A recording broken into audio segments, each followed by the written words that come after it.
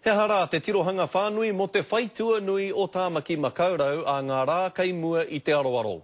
Koera te pakirehua matua i āta wānanga hia i roto i te hui a te kahika a Len Brown i te rānei. Pū ratarata ana te kite atu, ka api tonu ake te noho a te maria ki tēnei rohe. Nā reira, ko tētahi whakaaro, me hanga huarahi hou e ngā wari akea i te rere i te tī ki te tā.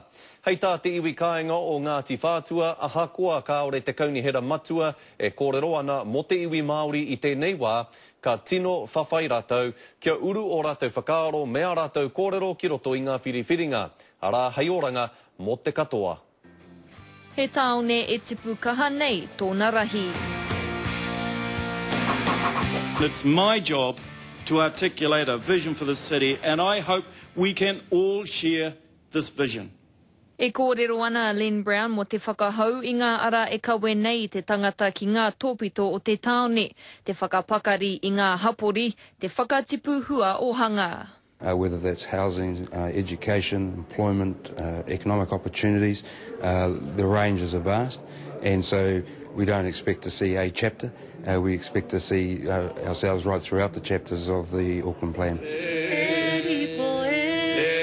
Hei tā te hea mana mo te poari whiriwhiri Māori, kei te mahi tahi rātou me te kaunihera ki te whakatakoto i tētahi mahere, kia whai wāhi ai te iwi Māori ki roto i ngā kōrero. As long as we know that, our tino rangatiratanga is foremost. E mōhio nei a Ngāti Whātua ki te whawhai mo o rātou tika ki te whenua. Engari he mahere anō tā rātou hei kōkiri whakamua i ngā take e whai pāngāna kia rātou. Me tata tonu mātou ki ngā rangatira o tēnei kaunihera, ki a Len Mā, ki te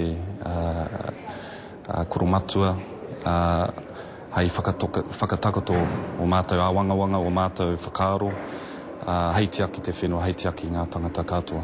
A ngā wiki e tū mai nei ka tū etahi hui pēnei mo ngā iwi kāinga o ngā hapori o Tāmaki Makaurau.